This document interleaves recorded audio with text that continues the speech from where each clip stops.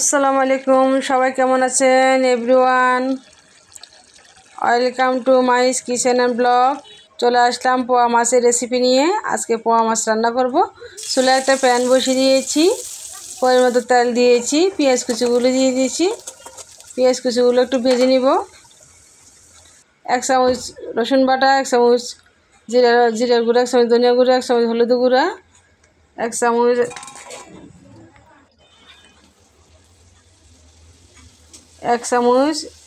কাঁচামরিচ বাটা। সবগুলো মশলা আমি ভালোভাবে মিশিয়ে নিব। এখন সামান্য পরিমাণ পানি দিয়ে দিব। কষানোর জন্য পানি দিয়ে ভালোভাবে কষিয়ে নিতে হবে। পরিমাণ মতো লবণ দিয়েছি। যে যেমন খান সেই পরিমাণে ঝাল দিবেন। আমার এই মরিচগুলো ঝাল বেশি, সেই জন্য আমি একটু কমই দিয়েছি, ছোটো চামচের 1 চামচ দিয়েছি। আমি সামান্য জিরার গুঁড়া দিয়ে দিলাম, টালা জিরার গুঁড়া। এই জিরার গুঁড়াটা দিলে ফ্লেভারটা একটু ভালো আসবে। খুবই ভালোভাবে মশলাগুলো কষিয়ে নিতে হবে। এভাবে যখন লাল লাল হয়ে যাবে মশলাটা, উপরে তেল বেশি উঠবে, তখন বুঝবেন মশলাটা কষানো হয়ে গেছে। যে কোনো রান্নাতে মশলাটা ভালোভাবে কষালে তরকারির স্বাদটা বেড়ে যায়। এখন আমি পরিমাণ মতো একটু পানি দিয়েছি। আজকে পোয়া মাছ রান্নার জন্য আমি পোয়া মাছগুলো ভাজবো না, কষিয়ে রান্না করব। তাজা পোয়া মাছ, এই জন্য তাজা পোয়া মাছ কষিয়ে রান্না করলে বেশিরভাগ ভালো লাগে। অনেকে ভেজে খায়। যারা এভাবে কাঁচা রান্না করতে ভালো লাগে না, তারা একটু হালকা ভেজে নিতে পারেন। পোয়া মাছ যে কোনোভাবে রান্না করলে ভালো লাগে, তবে আমার কাছে এভাবে রান্না করলে ভালো লাগে। এখন আমি ঢাকনা দিয়ে ঢেকে দিব। 2 মিনিটের জন্য ঢাকনা দিয়ে ঢেকে দিব। ফিরে আসবো কিছুক্ষণ পর।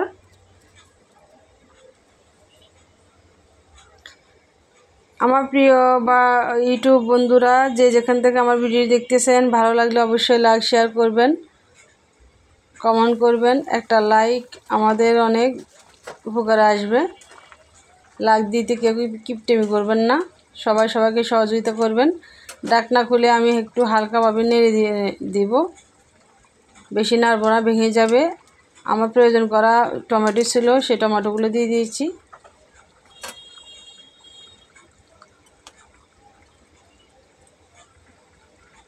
একটা টমেটো কুচি দিয়ে দিয়েছি। এখন একটা ঢাকনা দিয়ে ঢেকে দিব কিছুক্ষণের জন্য। আবার ফিরে আসবো কিছুক্ষণ পর।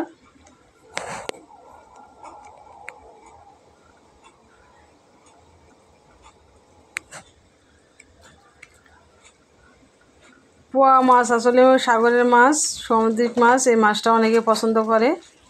পোয়া মাছ রান্না করলে একটা ঘ্রাণ বের হয়, সারা বাড়ি একটা ঘ্রাণে ভরপুর হয়ে ওঠে। পোয়া মাছ রান্না করার পরে বোঝায় যে আসলে পোয়া মাছ রান্না হচ্ছে কারো বাড়িতে। পোয়া মাছের এমন একটা ঘ্রাণ। তাজা পোয়া মাছ হলে তার কোনো কথাই নেই। খুবই সুস্বাদু মজার পোয়া মাছ। আমার বাচ্চারা তো পোয়া মাছ খুবই পছন্দ করে। এভাবে ভুনা করে রান্না করে বাচ্চাদেরকে খাওয়াবেন। অনেক বাচ্চারা মাছ খেতে চায় না, তো পোয়া মাছের ঘ্রাণটা খুব ভালো আসে রান্না করার পরে। এই মাছটা আপনারা ট্রাই করতে পারেন বাচ্চাদের জন্য। আর এই মাছের কাঁটাও থাকে না তেমন একটা, শুধু লম্বা একটা কাঁটা থাকে, মাঝখান বরাবর একটাই কাঁটা থাকে, আর কোনো কাঁটা থাকে না।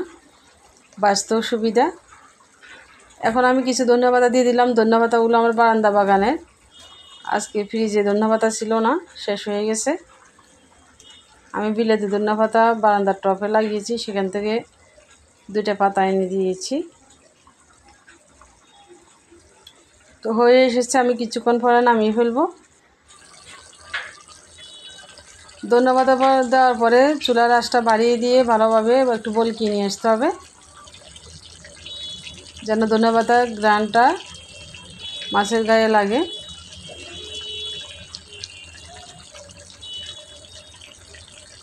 কেমন হয়েছে আমার রান্নাটা অবশ্যই লাইক শেয়ার করবেন। যদি সাবস্ক্রাইব করে না থাকেন সাবস্ক্রাইব করে রাখবেন, আর যদি সাবস্ক্রাইব করে থাকেন তাহলে অসংখ্য ধন্যবাদ।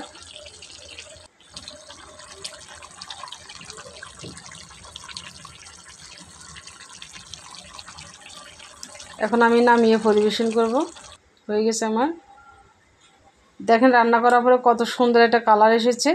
জীবনে মাছ যে না খাচ্ছে সেও খাবে। সবাই ভালো থাকবেন, আল্লাহ হাফেজ।